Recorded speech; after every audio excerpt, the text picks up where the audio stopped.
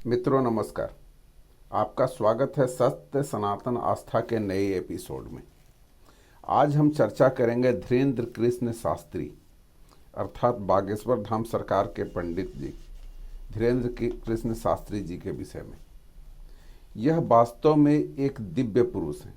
दिव्य पुरुष कहने का अर्थ है कि इनका बचपन जैसा भी हो, जैसे भी इनके कुल में जन्म हुआ हो, ब्राह्मण कुल में उत्पन्न हुए हैं, लेकिन इनके पास दिव्य शक्तियां आ चुकी हैं। यह किसी को बताने की आवश्यकता नहीं है। यह दिव्य शक्तियों के मालिक हैं। इनके ऊपर देवताओं की कृपा बनी हुई है, इसलिए इनके मुख से निकलने वाले कोई भी शब्द अभी तक गलत नहीं हुआ है। और ये सनातन का विस्तार के लिए झंडा पकड़ के डटे हुए हैं, बिना किसी से डरे हुए, बिना किसी भय द्वेष ईर्ष्या के भावना से अलग हटकर यह लड़ने के लिए तैयार हैं। और ये इतना ही नहीं, ये सनातन का झंडा सिर्फ हिंदुस्तान में नहीं, हिंदुस्तान के बाहर सारी दुनिया में झंडा गाड़ने के लिए तैयार बैठे हैं। हाँ, जैसे जैसे इनकी प्रसिद्धि बढ़ती जा रही है, विरोधियों में उतावलापन भी बढ़ता जा रहा है। जो इनके विरोधी हैं, जो चाहते हैं कि इनके वजह से जिनकी दुकानें बंद होती जा रही हैं, संत सनातन का विस्तार हो रहा है, जो धर्म का प्रचार ये कर रहे हैं जिस ढंग से, अब भारत में नहीं विदेशों में भी जाकर के प्रचार कर रहे हैं, इससे बहुत लोगों को ये आँखों के किरकिरी बने हुए हैं। पर सबको यह मान लेना चाहिए कि इनसे ऊपर आज के डेट में कोई भी सत्य सनातन में रक्षा करने के लिए नहीं है, इसीलिए इनका साथ देना ही चाहिए लोगों को। मैं सबसे बड़ी बात ये बताना चाहता हूँ कि आज तक भारत के इतिहास में अंतर्राष्ट्रीय स्तर पर अगर सनातन का झंडा कोई ले करके खड़ा हुआ है तो दो सन्यासी हुए हैं। एक विवेकानंद, जो शिकागो में धर्म सभा में भाषण दिए थे और जिन्होंने सनातन का झंडा पूरी दुनिया में गाड़ा था, और दूसरे ये हैं धीरेन्द्र कृष्ण शास्त्री जी, जिन्होंने सनातन का झंडा इंग्लैंड में जाके इंग्लैंड के संसद में जाकर के गाड़ा है।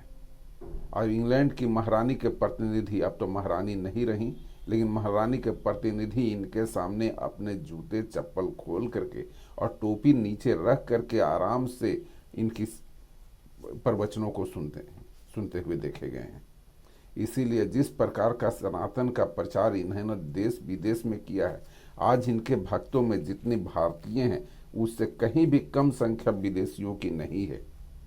यानी दूसरे धर्म को मानने वाली ईसाइयों की, क्रिश्चियनों की, मुस्लिम पक्ष की, या अन्य किसी भी पंजाबियों की, अन्य किसी भी धर्म को मानने वाले व्यक्तियों की इनके सभा में रुचि कम नहीं है। हाँ, भले ही वो किसी कारणवश इनके सभा में न जाते हों, या डर हो, या समाज का भय हो, चाहे जो भी हो, लेकिन यह तय है कि कुछ ही दिनों में ये सनातन का डंका पूरी दुनिया में फैला देंगे। हाँ, कुछ इनका विरोध भी हो रहा है जो राजनीतिक कारण से है।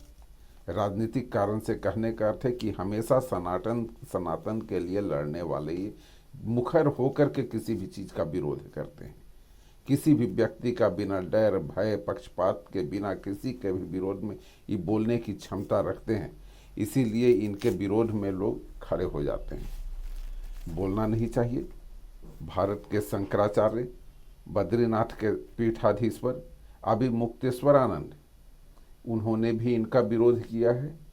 खैर, उनके विरोध में बोलना उचित नहीं है, वो जाने उन्होंने क्या कहा और कैसे कहा। पर किसी को भी मैं इनके विषय में, अभिमुक्तेश्वरानंद के विषय में मैं बोलने से अच्छा है कि उनका कोई चर्चा न करके, वो भी सम्मानित हैं और सनातन के शंकराचार्य के पद पर हैं। इससे शंकराचार्य की पद की गरिमा को ध्यान में रखते हुए मैं उनके प्रणाम करता हूँ। और बागेश्वर नाथ सरकार को, मैं दिव्य धीरेन्द्र कृष्ण शास्त्री जी महाराज को भी मैं प्रणाम करता हूँ, जिन्होंने सनातन का डंका पूरी दुनिया में बजाया है। इसी के साथ मैं आज की यह वीडियो यहीं समाप्त करता हूँ। फिर मिलते हैं, नए विषय पर चर्चा करते हैं।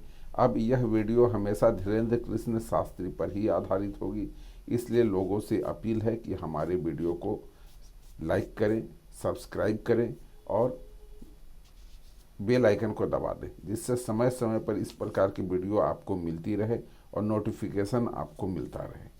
धन्यवाद। फिर मिलते हैं नए विषय में, पर वीडियो में नए विषय पर चर्चा करते हैं। तब तक के लिए अनुमति दें। जय हिंद। धन्यवाद।